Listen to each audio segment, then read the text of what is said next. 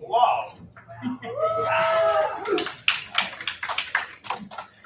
Thank you, Jan. I like that song. Are we live, Ron? Okay, good. So good morning. Hi to everybody here. Good morning. Hello to all of you who are joining us by live stream. Welcome to the United Church of Christ. United Church, oh boy, I've been on vacation. United Church, UCC-DOC. Check where you are. Check where I am, yes. Sounds like a step back in time, sometime. So in this space, we began our time together by choosing songs from the hymnal. And for those who are joining us from at home, you are welcome to sing along, of course, or you might want to take a moment to create a sacred space for your time of worship. Do we have songs? My hymnal opened up at 4:05. Well, that must be the song then, 405. And it's And it has 4 flats, which Jan can handle with her eyes closed. She probably doesn't even need the book. She probably knows what song it is without looking. Oh, I like this song. Here's some big. Do you have choice of verses? oh, 1 and 3. 1 and 3.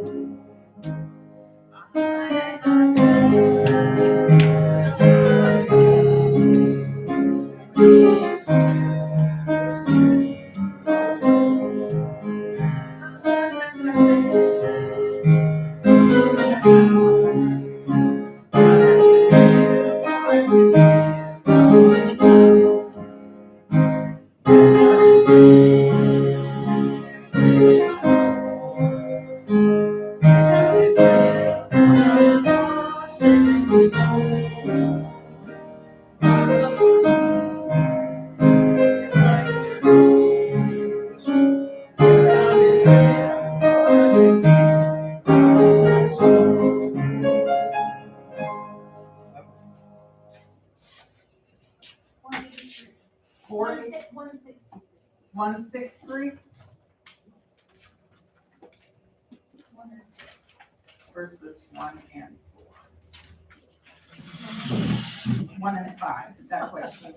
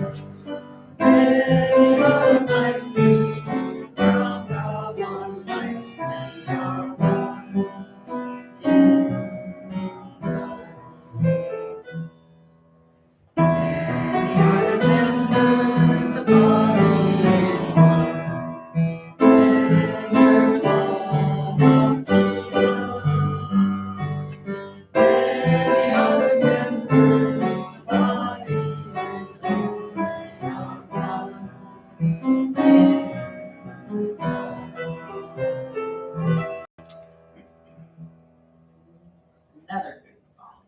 So we have one more good song. 458.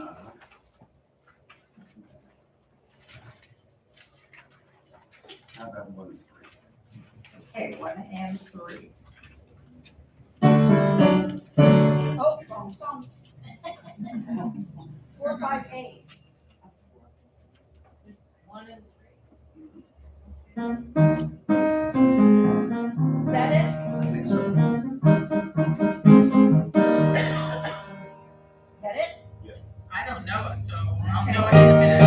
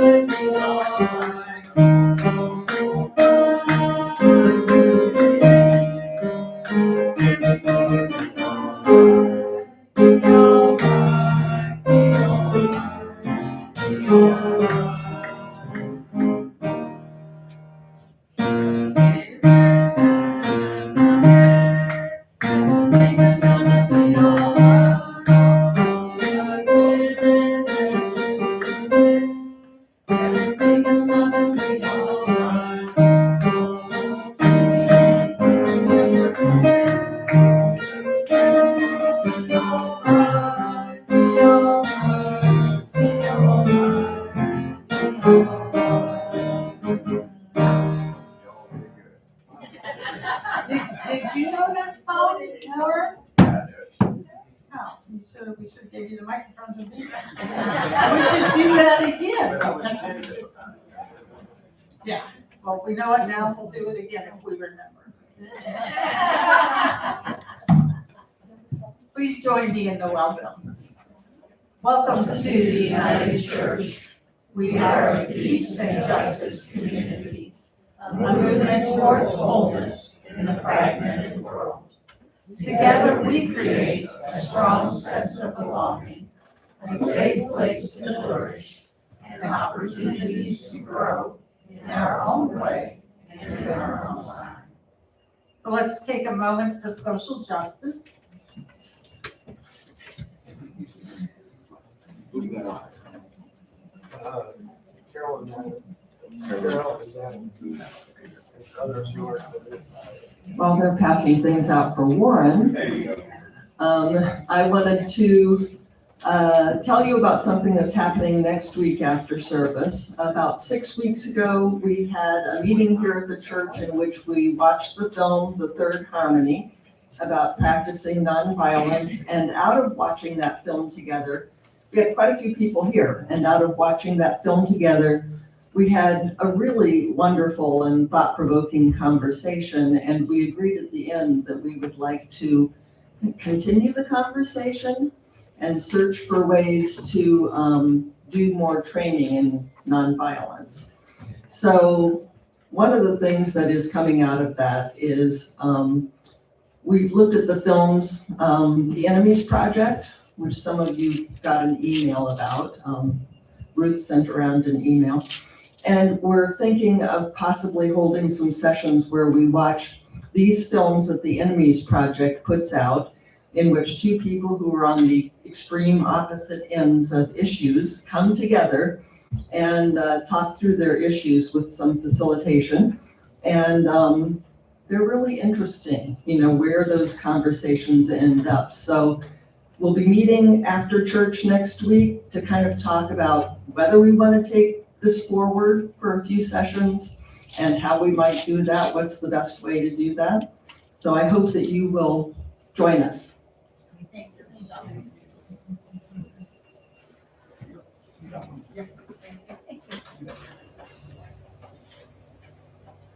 Who have we got online? Madeline and Carol. Madeline and Carol, come on down. No, stay where you are, but we're all glad you're here. Peter also. Okay, good, Peter. All right. So folks, we have got some not so good news and we have got some really good news. So we're going to roll that energy, okay?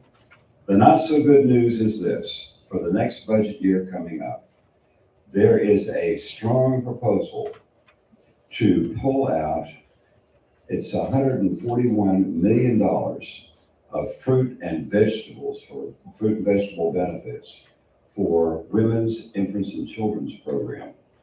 And what that would do is, it would mean that there would be 5.4 million toddlers, preschoolers, and pregnant and postpartum women that would not get those fresh fruits and vegetables.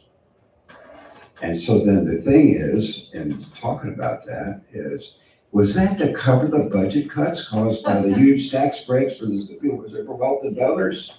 Oh, well, what about that is like being a Christian nation? I'm sorry, but I just, that was me. And then, I am your constituent. I want you to expand WIC so that there are no hungry children in the world's richest country.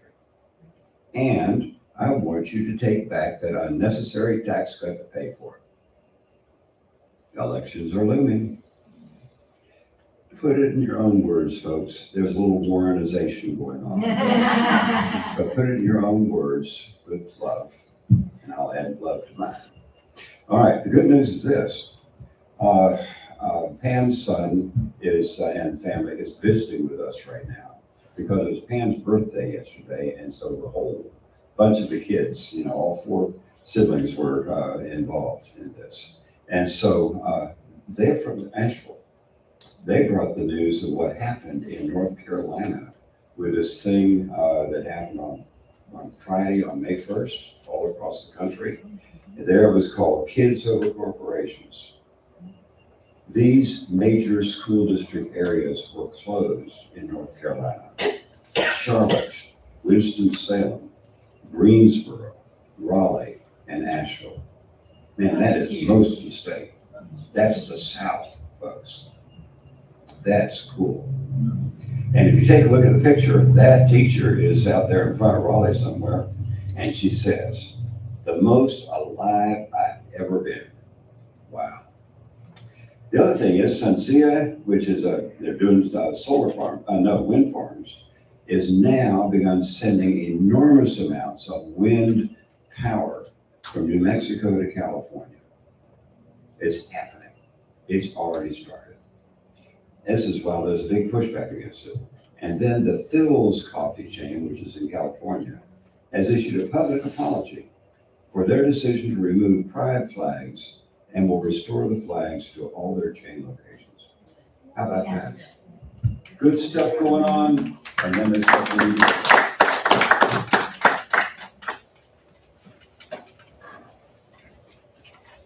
Alfie, you want to bring in the light?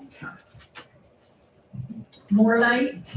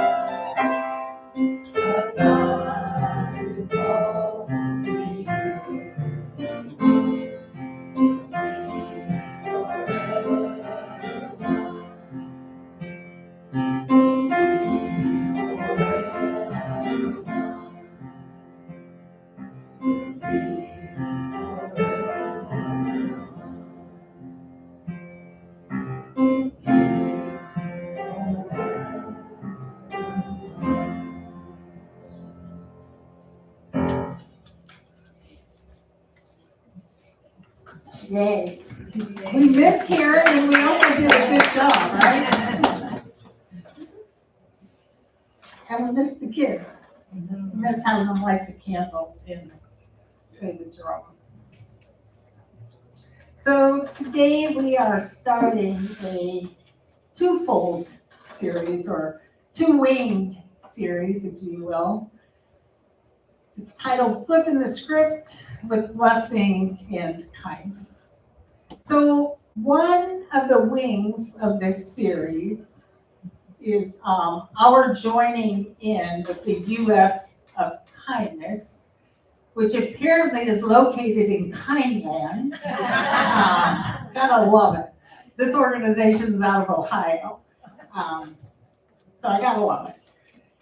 And they have an initiative where they are inviting folks to celebrate our nation's 250th birthday with 250 acts of kindness. So we are officially partnered with them as the church.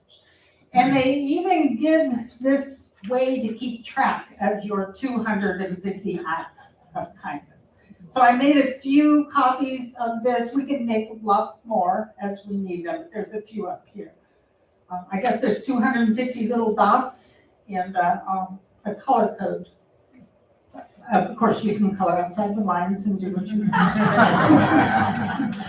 So we are officially partners in this initiative, which means we, well, maybe I should say I on our behalf, made a commitment that we would commit 250 acts of kindness as a church. I wonder what that looks like. Wonder what it looks like when an institution makes a commitment to acts of kindness. How does a church practice kindness?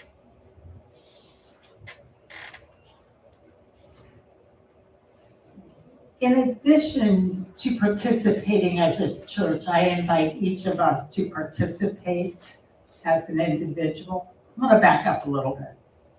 As you think about ways this church has been kind, maybe we'll put one of these up on the wall so we can color it in. I'm just curious about how we recognize it, what we see. So it's a little side note. I'll repeat it. I'll say it again. But I also invite us to join this organization as individuals and to share our neighbors. I shared it with my council in the town of Pomona Park, and they have officially partnered, and they're having a little celebration to show it. So let's get the word out. So during this series, you are invited to bring something which reminds you of kindness up here on the table. Because as we were putting together the table, we were thinking, how do we represent kindness? What does kindness look like? So you're invited each Sunday as things arise to bring them in and share them. So that's one wing of this series. The other wing will be a deep dive into the Beatitudes. With the Beatitudes being that list of blessed are statements, which, as Alfie pointed out, were either made on a mountain or on a plain. There's two different versions in the Bible. But the statements are filled with reminders that the kindness we show with our hands can also be shown with the thoughts that flow through our minds and our hearts, and with the words that flow from our mouths.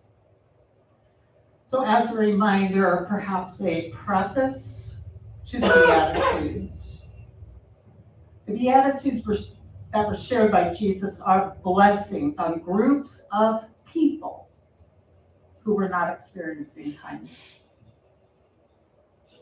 The Beatitudes shared by Jesus are blessings on groups of people who were not feeling blessed? Which brings us to our central question. What does kindness feel like? What does it feel like to be blessed?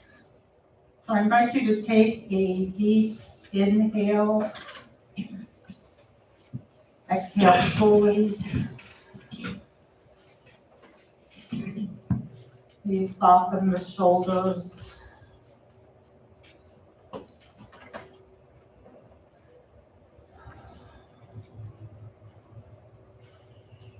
What does kindness feel like? What kind of kindness are you yearning for?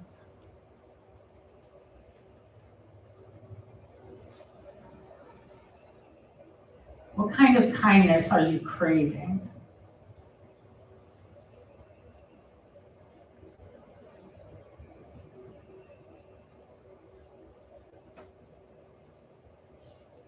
Is there a blessing which your tender heart longs to receive?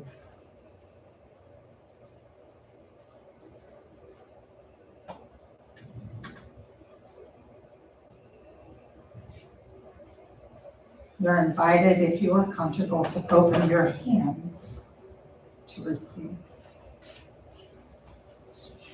Holy One, as we gather in your sacred presence, may we each receive the kindness, the blessings, the hope, the healing that we need. May our spirits and our hearts be nurtured and nourished. May we be welcomed with extravagant hospitality. May the power and the grace of kindness become a source of dignity, respect. Hear our prayers. Meet our needs. And the people of God say amen, which means may it be so. And the people of kindness say ashe, which means it will definitely be so. You're invited to light a candle. If you would like to.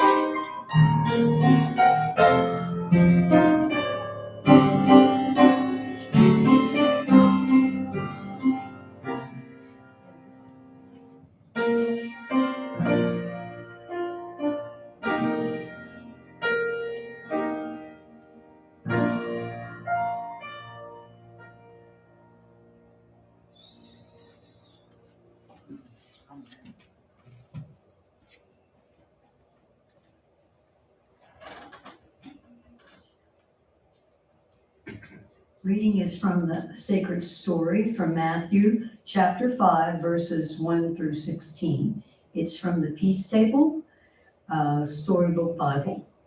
And you're invited to help participate. Jesus went up a mountain with his disciples and began to teach them, saying, "Blessed are the poor in spirit. They need each other and others need them, for they will have a heavenly home. Blessed are those who are deep in sadness, for they will be comforted and given a strong defense. Blessed are those who are humble and gentle. The earth will be theirs. Blessed are those who hunger for justice and right living. They will be filled. Blessed are those who do loving kindness. They will also receive loving kindness. Blessed are those who have a clear heart and mind, for they will know God. Blessed are the peacemakers, for they will be called children of God. Blessed are those who are hurt for seeking justice, for they will have a heavenly home. Blessed are you when people are mean and speak lies about you because you follow me. You can have joy even in those hard times, because God has a heavenly reward for you. Remember, people also hurt the prophets of God in the past. You are the salt of the earth that keeps food from getting rotten and thrown out. You are the light of the world. You shine like a city on a hill or a lamp on a tall stand. Let your light shine so that others will see your good works and praise God in heaven.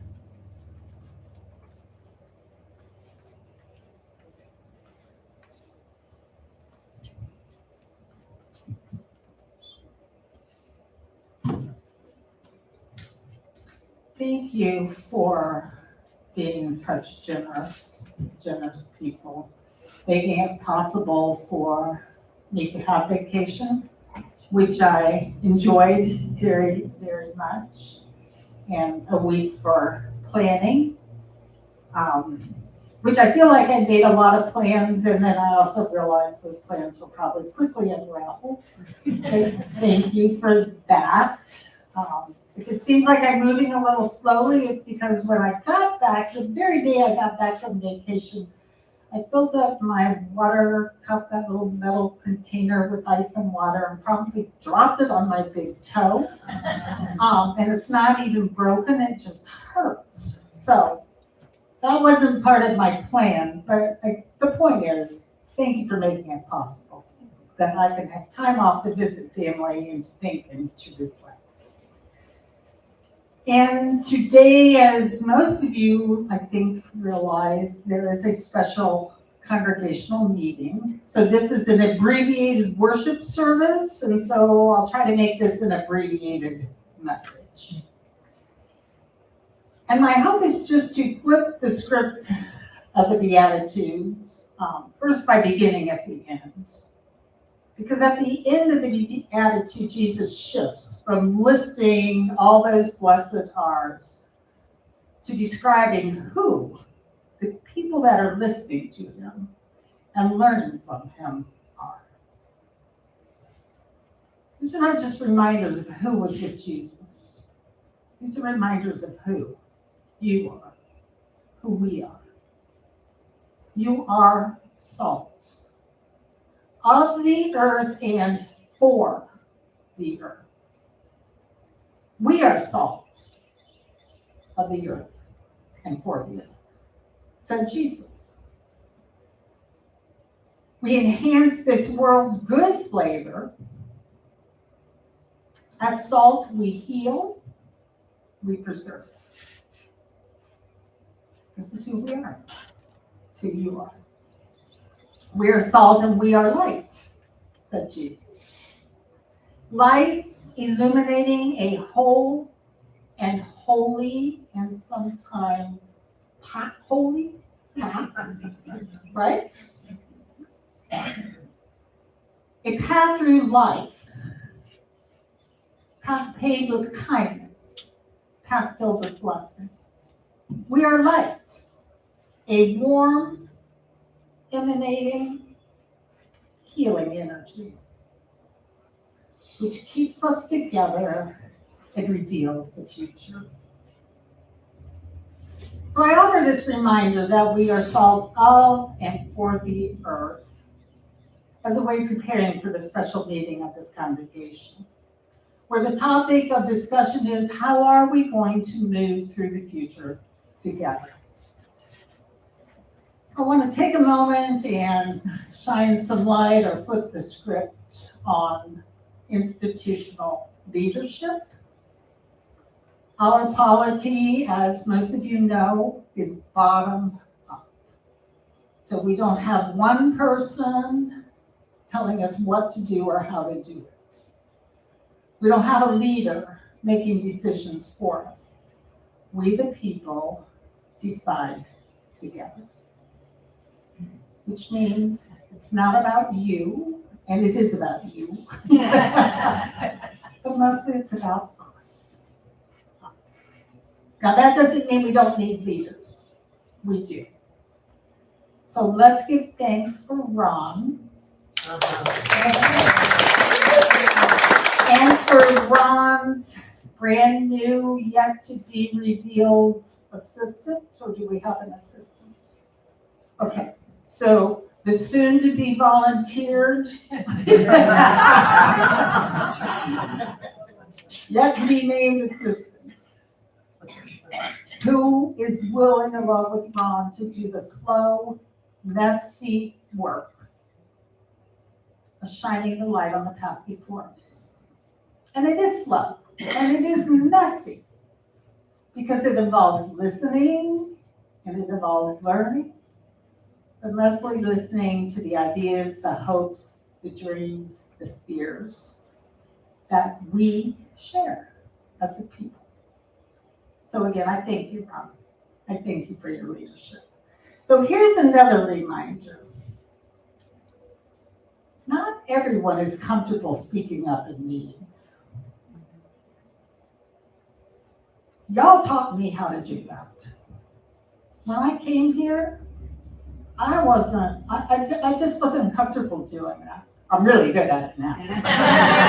So thank you for that. But when I came, I wasn't. Not everyone is comfortable speaking up in meetings. It's not always to get a word in edgewise. It's not always easy to get a word in edgewise in a meeting. Some of us are much more comfortable speaking up out there in the parking lot. Can I get an amen? Amen. A lot of work gets done out there in that parking lot. A lot of decisions are made. A lot of decisions are made gathered around a table or working on a project. That's just the way people are. It's part of the human experience. It is 100% okay, and it's a good thing. As long as the gist of the conversation makes its way to Ron and his soon-to-be nominated or volunteered or revealed future leader. Now, all that said, here's what I know about Ron and his unknown, unnamed assistant. They are horrible, with a capital H, horrible, at mind reading. Should I say that again? Ron Smith, you want to come up here? He's horrible at mind reading. Okay? So we have to tell him. We have to talk to him.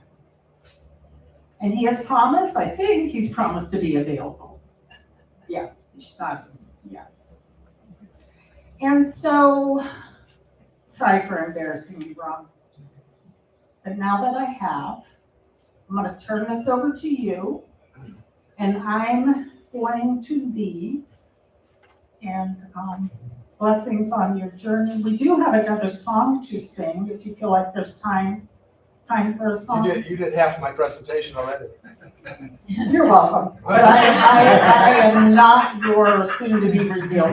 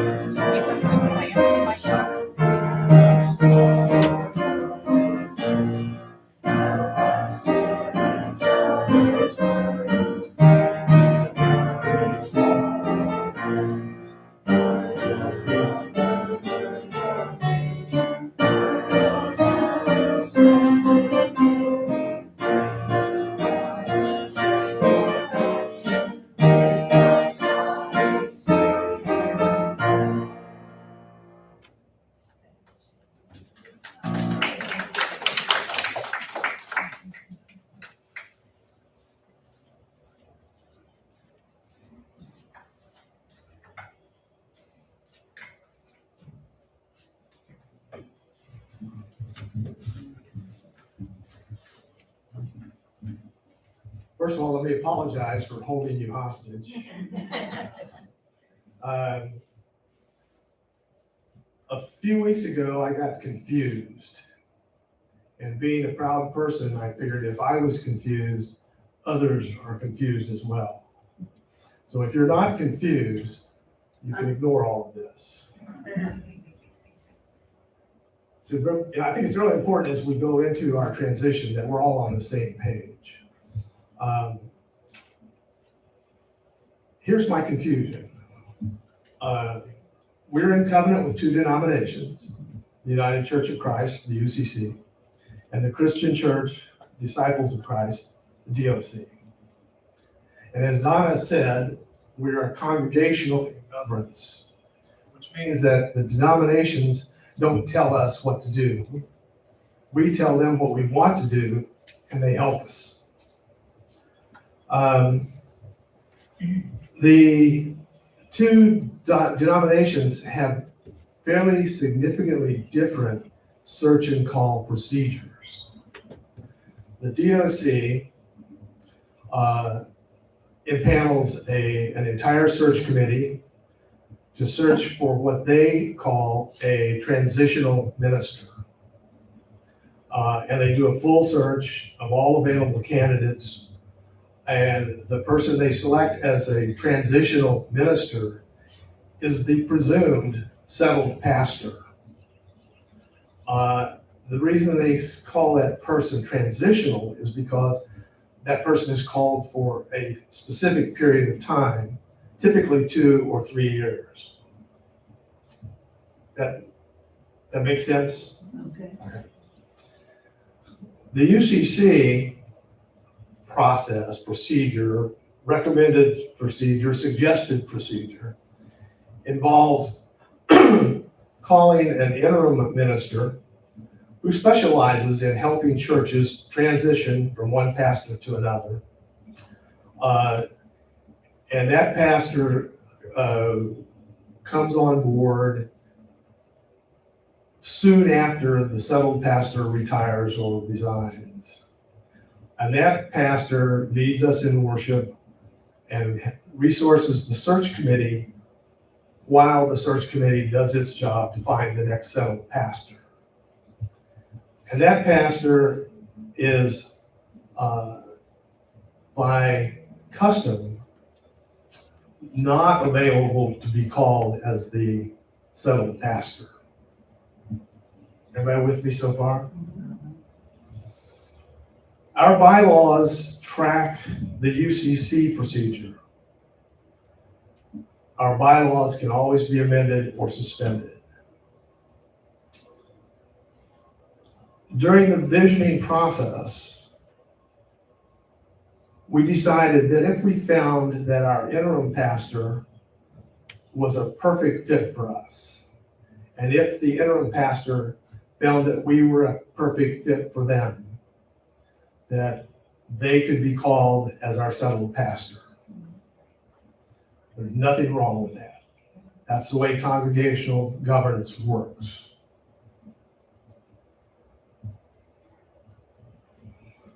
So we started referring to the pastor who was going to help us through the search and call process.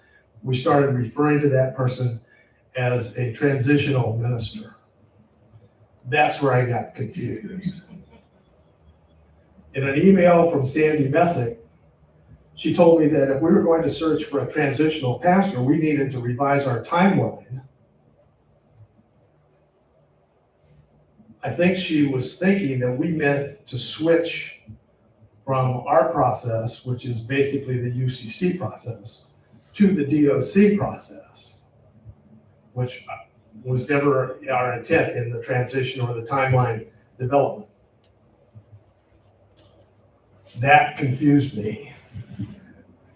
If that's what we really wanted to do, we have a lot of scrambling that has to be done. We need to start. It needs to be starting like right now. To add to my confusion, Virgie told me that there is such a thing in the UCC process now as a dedicated interim, which is an interim that can be called. So we've got transitional minister, interim minister, dedicated minister, intentional interim minister. And I'm confused because the semantics have got me boggled.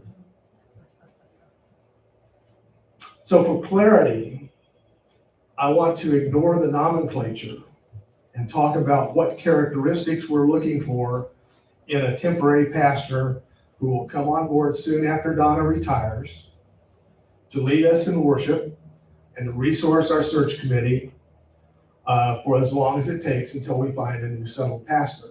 And if that pastor falls in love with us and we fall in love with them, we can call that person as our settled pastor.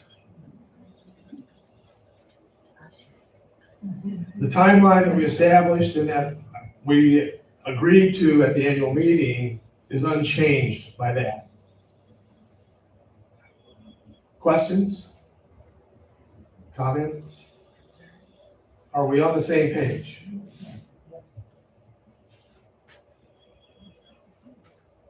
Lynn? Ethan?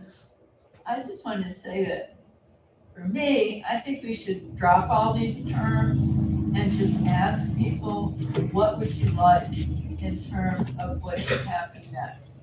And then when we get some kind of ideas, then we go back to the terminology and say, oh yeah, this is what we want. I'm perfectly happy with totally disregarding the terminology and talk about what we're looking for. And my sense is, and believe me, there have been a lot of conversations going on, and Dick and I have talked a lot about it, that we want the time. I'm sorry, Jan. That's right, okay. I think that we really want and need the time after Donna's retirement to do a thorough search for who's going to come in and be our settled pastor. And if the person who is assisting us in that, it turns out to be the right person, there's nothing stopping us from calling that person. Yeah. Fatia.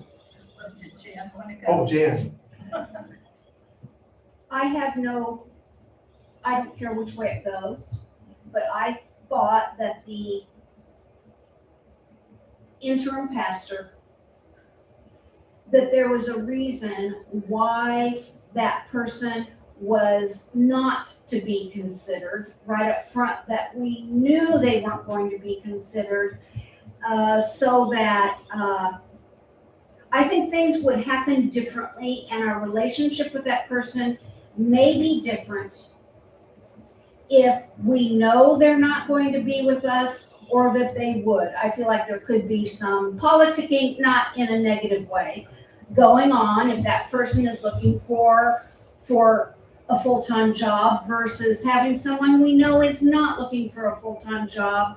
I think that there is a difference in the mindset. I don't care which way it goes, Yeah. but I feel like there might be a difference in the mindset between knowing that person could be hired or definitely will not be hired from the get-go. When the transition period, when the search and call process begins, I think everybody's expectation is that minister will not be a candidate. The people that do, and Virgie's done interim work, Pachi has done interim work, they go into an interim calling not expecting to be a candidate. And I think that's probably true of the people who will be in the pool that we select from to be the, what can we call it? That person, right? Donna sub. You know, the people in that pool that do that don't expect to be a candidate. And I think, and Warren, I think pointed out at one of our gatherings that, you know, things change. You know, if we get into an interim period and the person who is resourcing us and leading us in worship is a perfect fit and they love us and we love them, why can't we call them? And the answer is we can, because we're a congregational governing church. Yeah. Well, then shouldn't we be, when in the search process, shouldn't we be looking for applicants that would consider being pastor? No. No?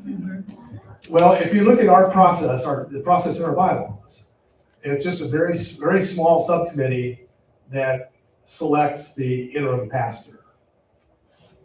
And then after the interim pastor is selected, the full search committee is convened. Okay? And that's when the real search begins. So you got the search committee and you've got the resource minister who's also leading us in worship to assist them. And then we assume that we're going to get the thorough search that we want. Yeah.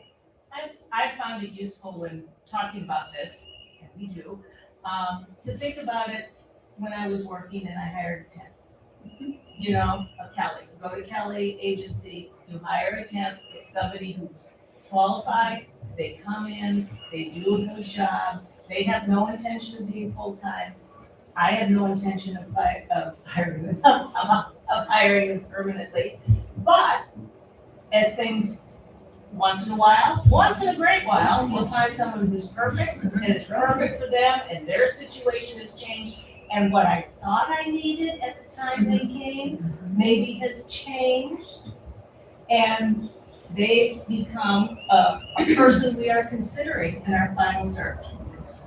Doesn't mean I'm not gonna look at other candidates for that job, but I'm gonna allow that person to apply for it. So if I think of it that way, instead of with all the churchiness around it, it makes more sense to me. Okay. Michelle. I wasn't here at the time, but I thought I heard Donna saying that that's how she started here. She came as interim and then evolved into full-time. I think that's correct. Yeah, Just something to think of.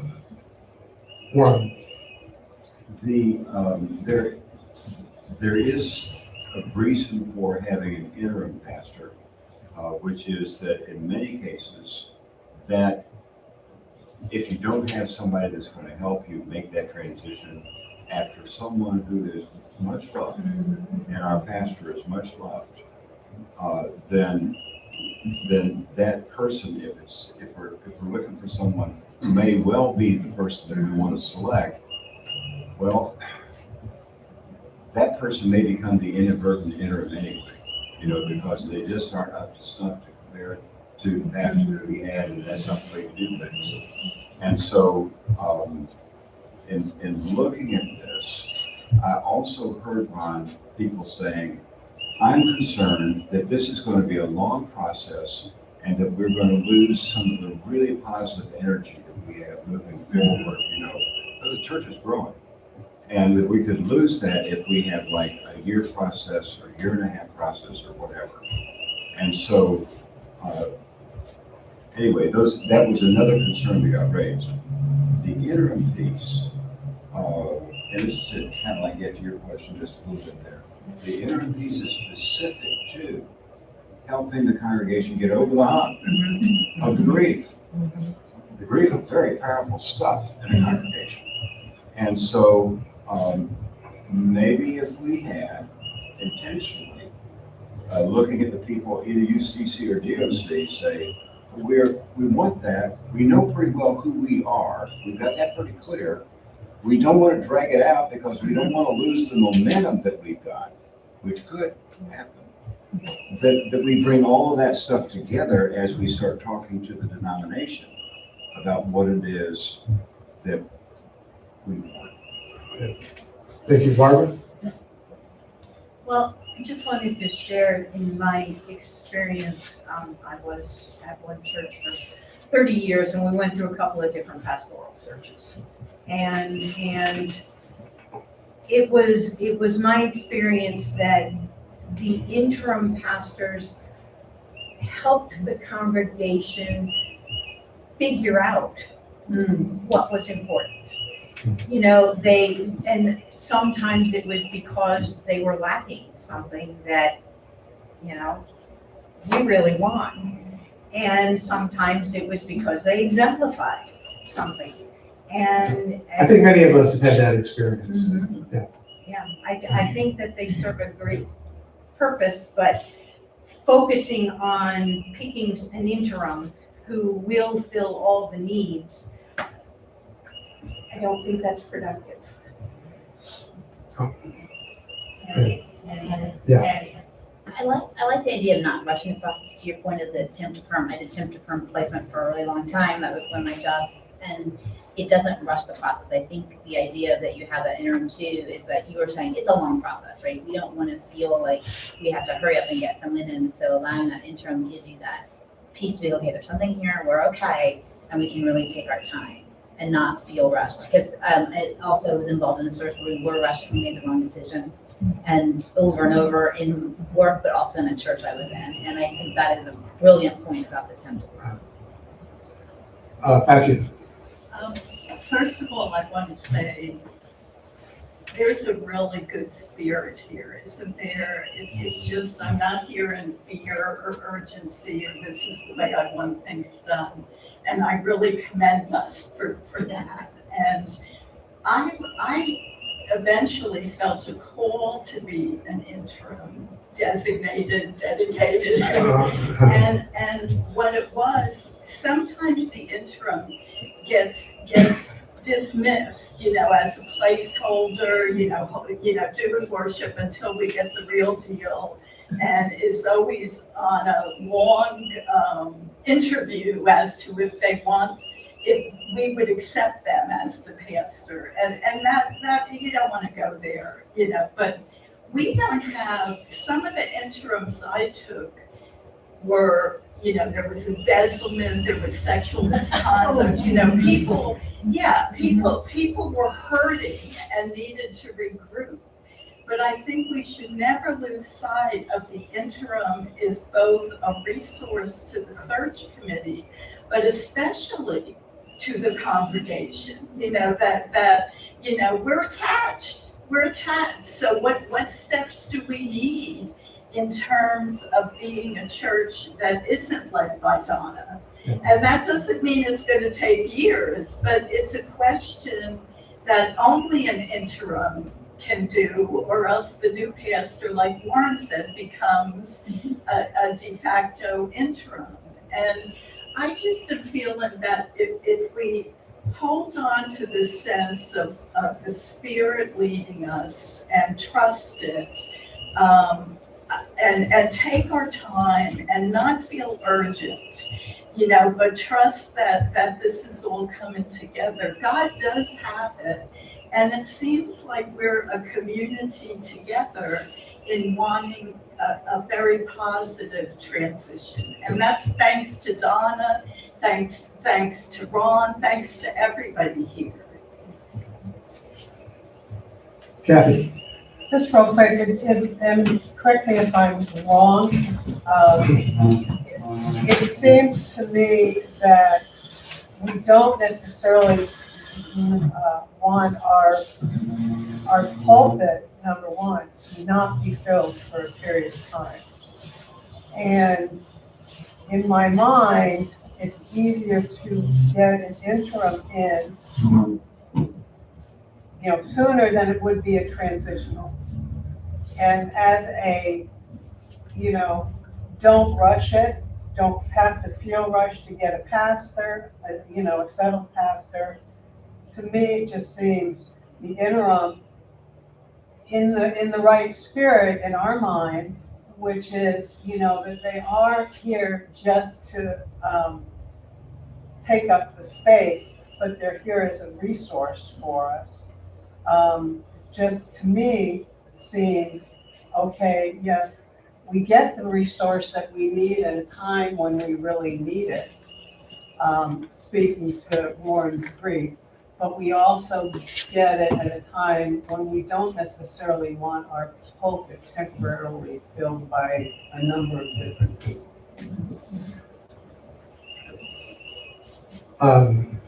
Yes. Nancy. Yeah. I just wanted to say that I thought maybe a good facilitator might be a word to help describe. I really want to stay away from labels. Okay. Let's talk about what we want the person to do. So. Facilitate. Okay. That's the job. That's the job of people who do intentional interim ministry. I just want to say what Kathy said, what Kathy said.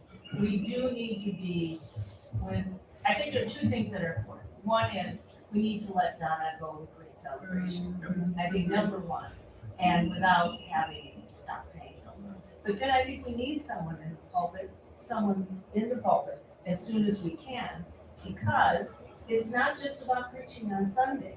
As we all just realized the last 3 weeks, okay, Joan, that when we don't have a Donna, when we don't have a pastor, when we just have a preacher, on Sunday for 20 minutes, there's a lot of work that Donna does. There's a lot of work to be done. And we can't go a very long, 3 weeks was tough. So I think that's why I think the. Greg and then Virginia. Greg. No, go ahead. I was just going to say, and I think this came from Sandy, and I would like people that have experience. The poll is not going to be great. That's on who is going to be our pastor.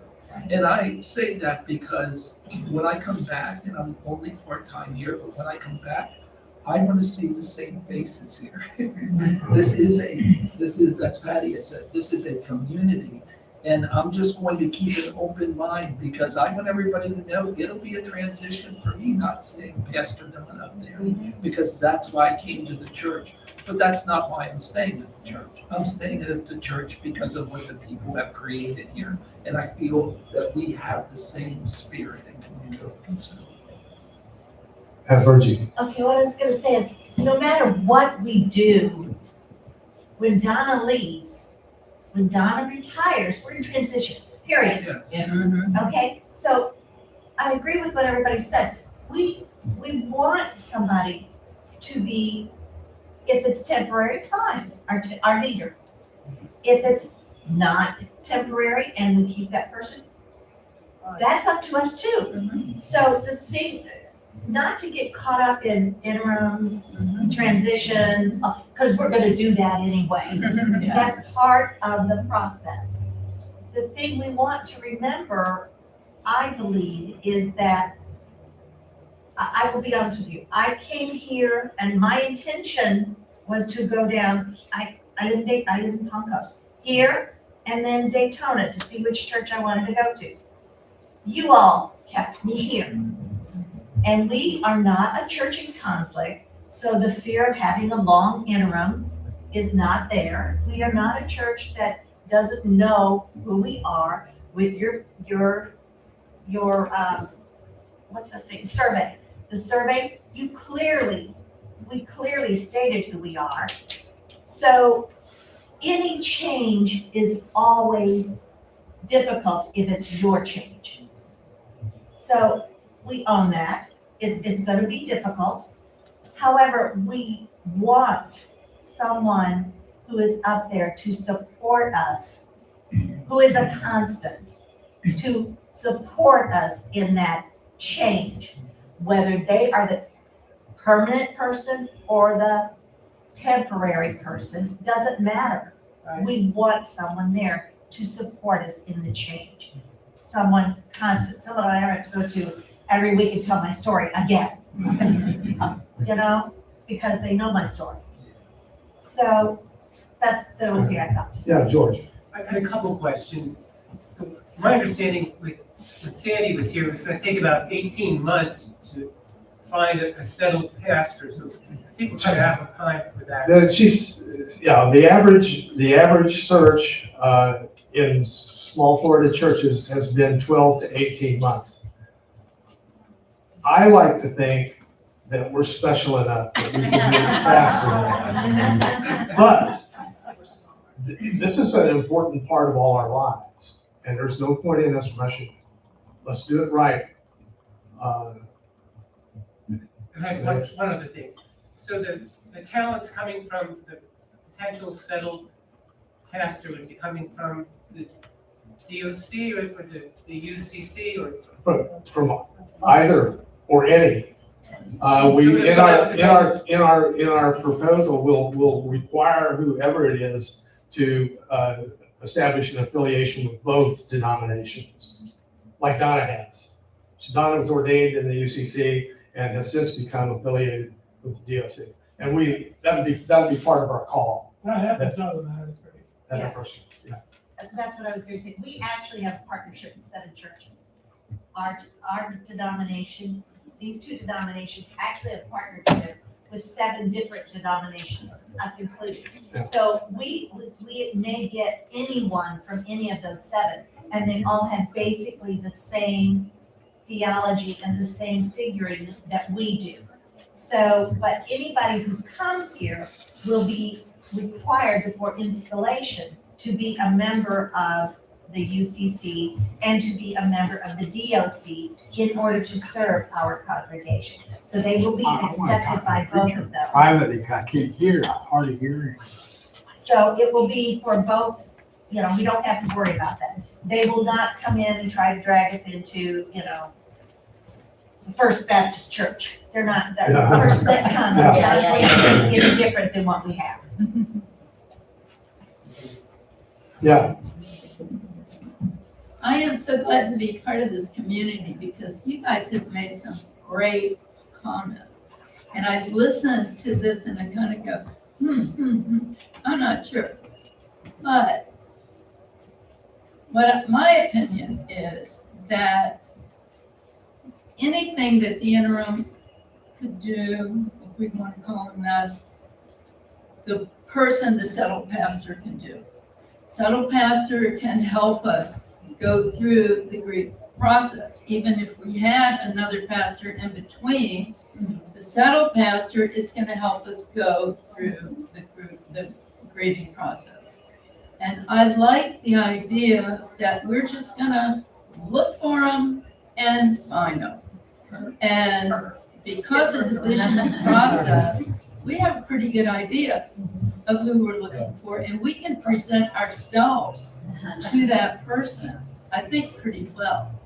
I agree that we're not going to get 100 people applying for this. So I just feel like we ought to go ahead, commit to that person and say, yes, we're offering you a full-time job.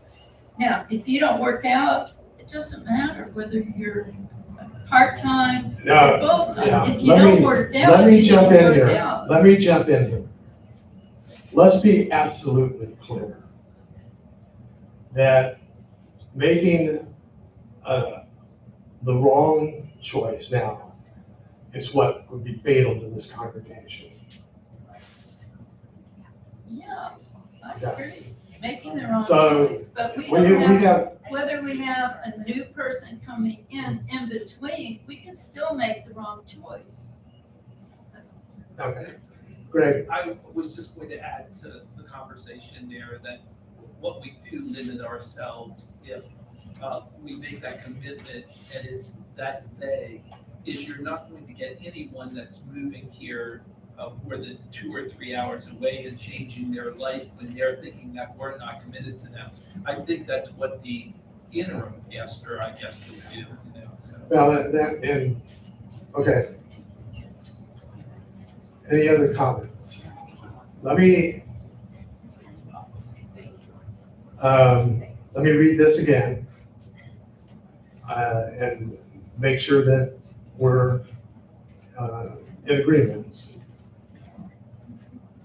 That we want to look for a temporary pastor who will come on board soon after Donna's retirement and stay with us through the search process until we find an appropriate pastor to call as a settled pastor. And if during that process, we find that the temporary pastor is a great fit for us, and the temporary pastor loves us, that we can then call that person to be our settled pastor. And that means the timeline that we've already established remains unchanged.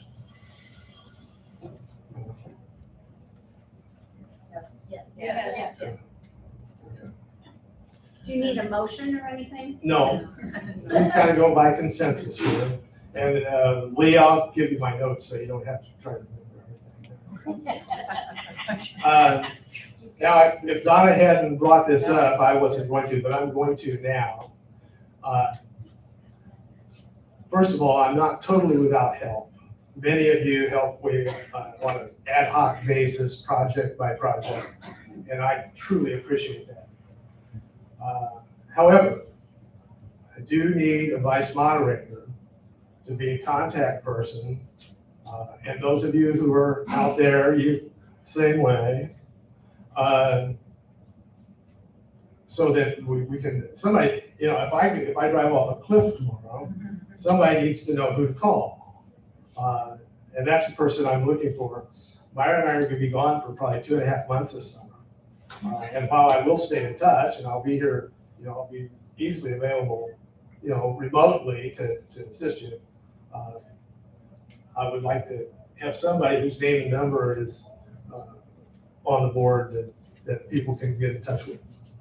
So think about that. Also, if you're willing and able to serve on the search committee, please contact me, give me your name. We'll make a list and then pick from that list to the 6 or 7 people are going to be that serve on the search committee. And council does that, right? Council does that. But council, as you know, council is really kind of a mini congregational meeting. So we'll pick our search committee. Okay? Thank you very much. Shall we gather in a circle before we eat? Thank you, Ron. Yes, thank you, Ron.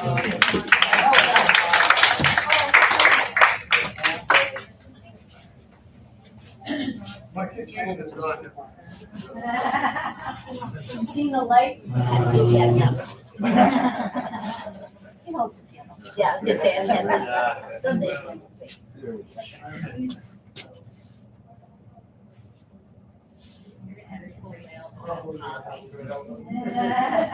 Any thoughts, comments, announcements? I just wanted to thank everybody that held the ship together in the last couple of weeks because Myra, yes, and I did Kathy, we had a great time and you had a good vacation. I did. And everybody that helped, Donna and everybody else, Jan, While Jan was away, the one finger was wonderful.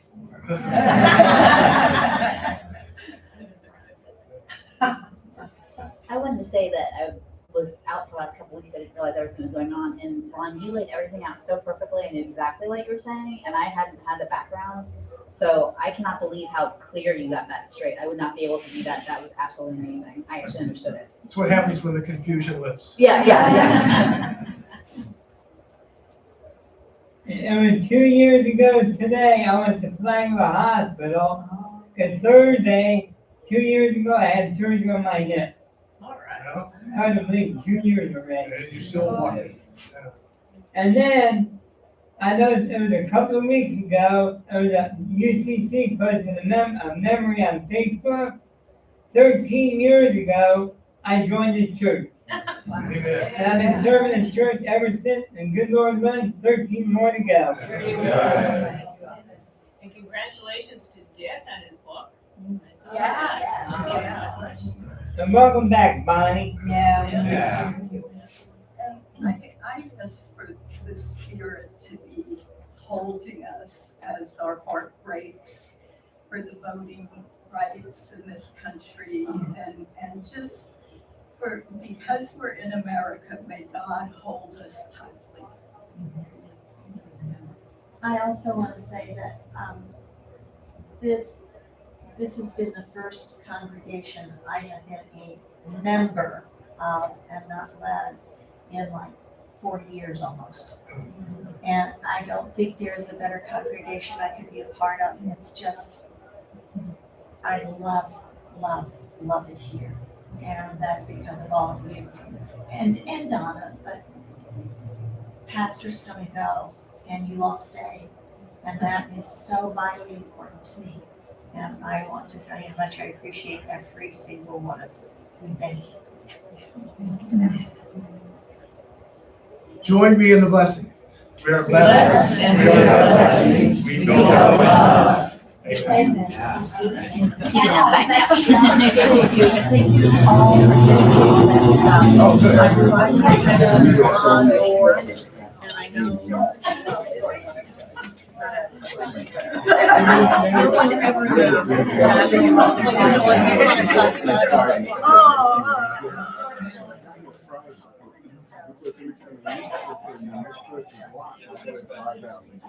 I don't think so, but I've seen you come and you have one. It's Nancy. Michelle, nice to meet you. Nancy, you yeah, I'm the person who puts people on the email list or whatever. Yeah. All you have to do is go to the book in the front. Come here, I'll show you. Well, I do get emails. I don't know if I get them all, but I get the ones. And so it was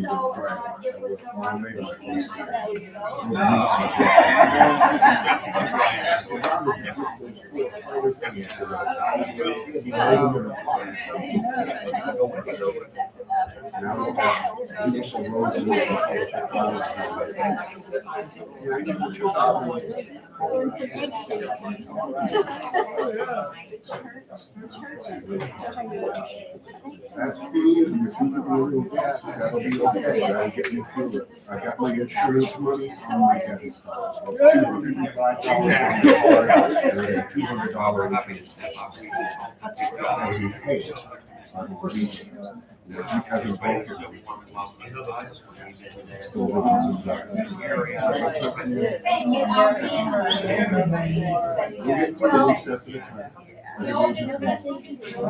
better off now.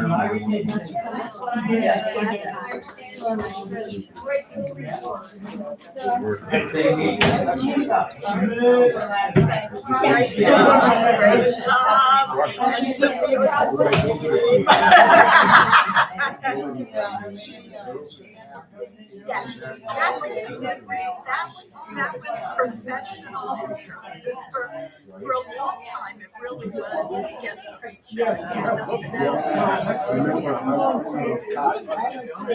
yeah, for sure, I don't care if I'm down or not, I was a big guy. I love it. No, you're not. Right. So you need somebody.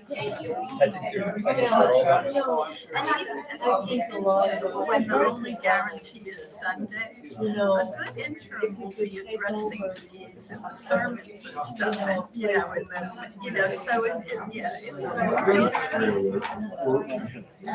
yes, more than a Sunday. And do the rest of it. And there's a lot, but it's not just a break. I could beat up trailer for $500 a month and fix it up myself. That's coming. Right now, I'm not getting through the month. I remember running out before the it's already gone. That 200 is the last of my cash. So I'll be flat broke after I came here. It's administrative. But I'll eventually get better, and then I can approach somebody you can hear your neighbors beating their wives or throwing their beer cans in your yard. And then you get, oh, well, then you leave. I always get in, the first things I said is, it's not necessary for you to like They're keeping holes in for the me to house. support. It'd be nice. Yeah, I really I'm finding that hole and getting working. They would all look at me like,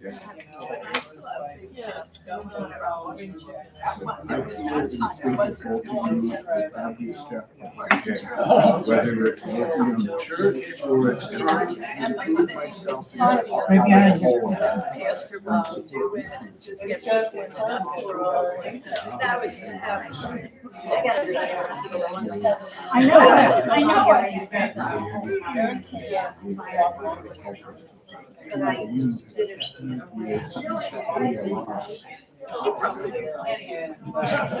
And you know, I'm working with schools and trying to.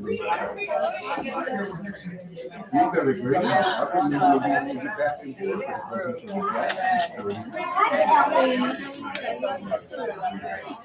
Yes. It's the only house I have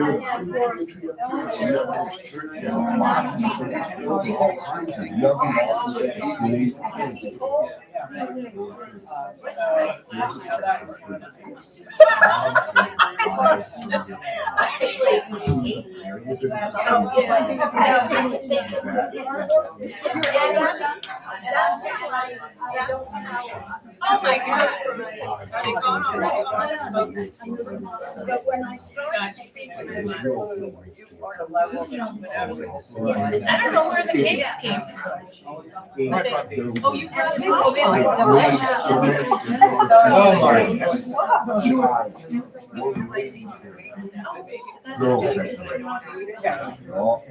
She stayed up and 7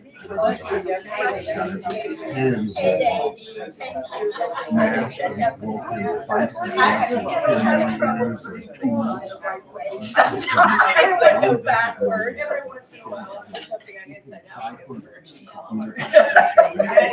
There's hundreds of times the greatest thing on the beach. Yeah, okay. Right.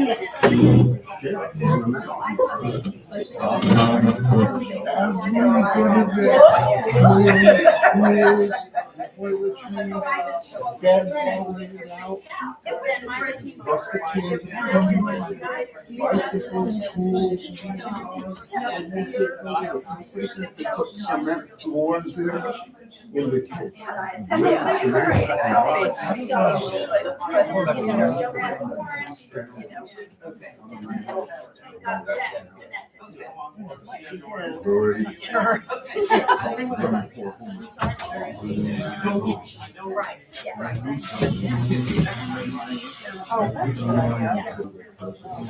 anybody else wants to. I'm doing well. Moved into the month of May, so I feel better. I'm joking.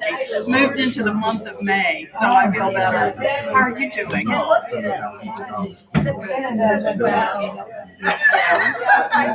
never know what not to wear has moved into, we should be matchy. She has something to support. Yes. Someone is, yeah. That's great. And they go perfectly with you. Oh, that's very good. I like these.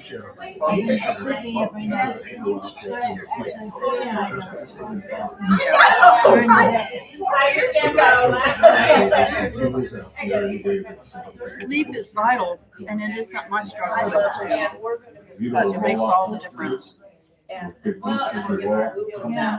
I love who we are. Yes. Oh, yeah.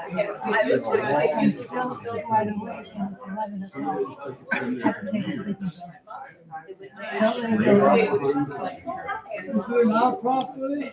Yep. No, that's what I say. We only swap from that edge to that edge.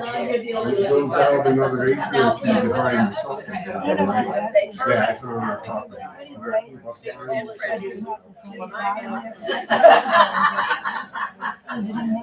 I don't know. I was already on the table. He could put them there, and I just let it stay. And I don't. It might be hers. I'm not sure. It might be hers. I'm not sure.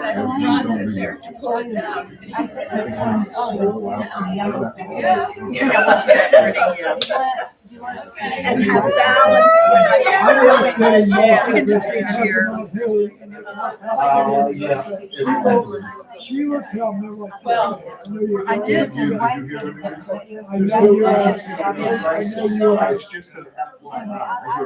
just for your information. Anything that has a spot on it, let me have it, because I have discovered a technique for dealing with that.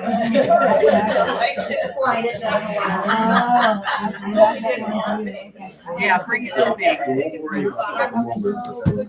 It's a matter of, you sandwich it between 2 paper towels, you put a piece of parchment over it, and iron it. And then it takes all the wax, it leaves an oily spot, but you can get that out with door. well, okay. But I'll bring it to me. I already did, I had to do 2 tablecloths like that, I messed up, but anyway, it worked. Each one is a bag.